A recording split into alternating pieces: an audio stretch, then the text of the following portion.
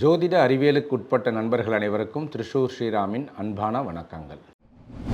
நிறையா கேள்விகள் வந்துட்டுருக்கு, ஒன்று ஒன்றா பதில் சொல்லிகிட்டே இருக்கும். தொடர்ந்து ஆதரவு அளித்து வரும் அத்துணை நண்பர்களுக்கும் நெஞ்சார்ந்த நன்றி.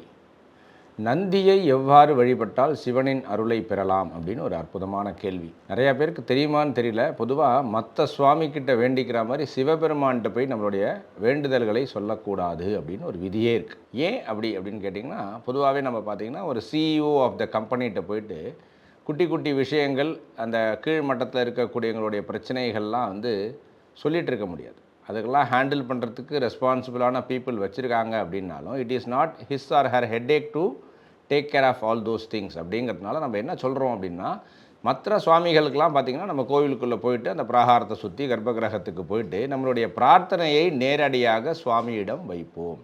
ஆனால் சிவ வழிபாட்டில் அவ்வாறு சொல்லப்படவில்லை. என்ன சொல்லியிருக்கு அப்படின்னா, சிவனுடைய கோவிலுக்கு நம்ம போனோம்னா சிவன் கடைசியாக பார்க்கக்கூடியவராக இருக்க வேண்டும். என்னது கடைசியாக அப்படின்னா, பரிவார கிரகங்களை அதுக்கப்புறம் பார்க்குற மாதிரியான சூழ்நிலை இருக்கக்கூடாது. ஸோ மற்ற பரிவார கிரகங்கள், மற்ற சன்னதியெல்லாம் நம்ம பார்த்துட்டு வந்ததுக்கப்புறம் பார்த்திங்கன்னா சிவனுடைய சன்னதிக்கு வரணும்.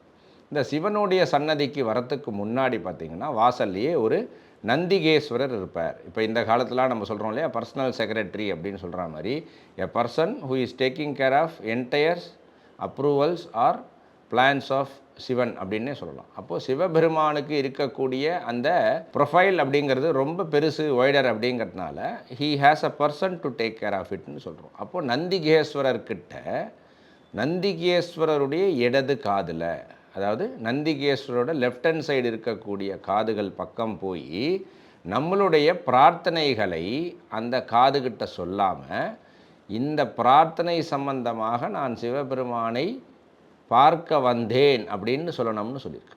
என்ன வித்தியாசம் இது ரெண்டுக்கும் அப்படின்னா, அவர் நம்ம பிரார்த்தனைகளை நிறைவேற்ற போகிறதில்ல, இந்த பிரார்த்தனை சம்பந்தமாக அப்படின்னு. நிறைய பேருக்கு டவுட் வரும், கூட்டம் அதிகமாக இருக்கும் சார், நான் எவ்வளோ நேரம் காதில் சொல்கிறதுன்னு. இதை பற்றி நம்ம ஏற்கனவே பேசியிருக்கோம். இறைவன் வழிபாடு அப்படிங்கிறது ஒரு முனையாக இருக்க வேண்டும்.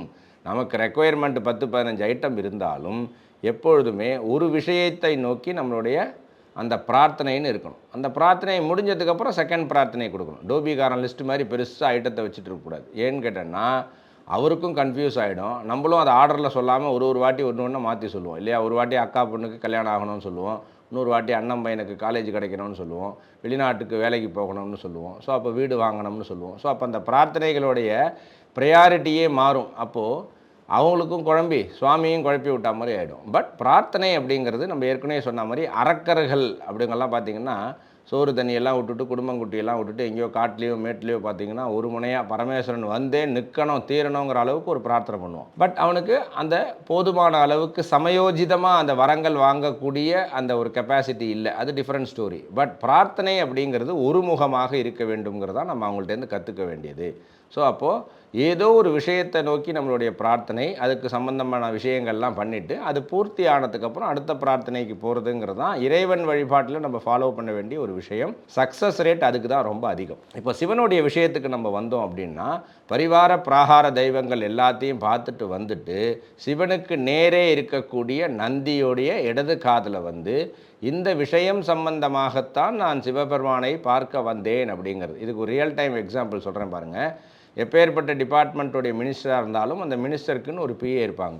அந்த மினிஸ்டர் உங்களுக்கு பர்சனலாகவே தெரிஞ்சிருந்தாலும் இல்லையா, சின்ன வயசுலேருந்தே பழக்கமாக இருந்தாலும், அல்லது கட்சி சார்பாகவோ தொழில் ரீதியாகவோ நீங்கள் ஒரு பெரிய ஆளாக இருந்தாலும், நான் வந்திருக்கேன் அப்படின்னு சொன்னால் அவர் வந்திருக்காருன்னு உள்ளே போய் அந்த செக்ரட்டரி சொல்ல மாட்டாங்க இல்லையா. என்ன சம்மந்தமாக சார்கிட்ட சொல்லணும் அப்படின்னு கேட்பாங்க. அப்போது இது சிவபெருமான் நந்திக்கிட்டேருந்து வந்த ஒரு குவாலிட்டி தான். நம்ம ஃபாலோ பண்ணுறதுக்கான காரணமே பார்த்திங்கன்னா நம்மளுடைய வழிபாட்டு முறையில் அவ்வாறு கொடுக்கப்பட்டிருக்கிறது. அதனால் சிவபெருமானை வழிபடுவதற்கு நந்திகேஸ்வரருடைய அனுகிரகம் மிகவும் முக்கியம். பரிவார மற்ற சன்னதிகள்லாம் பரிவார தெய்வங்கள்லாம் பார்த்து முடிச்சதுக்கு வந்ததுக்கப்புறம் நந்திகேஸ்வரருடைய இடது காதில் போயிட்டு இன்ன விஷயமாக நான் பிரார்த்தனைக்கு சிவபெருமானை பார்க்க வந்தேங்கிறத சொல்லிவிட்டு அதுக்கப்புறம் போய் சிவபெருமானை தரிசித்தால் உங்களுடைய பிரார்த்தனை பரிபூர்ணமாக நடக்கும் அப்படிங்கிறது தான் ஏற்கனவே இருக்கக்கூடிய விதானங்கள்லேருந்து நமக்கு தெரிகிறது.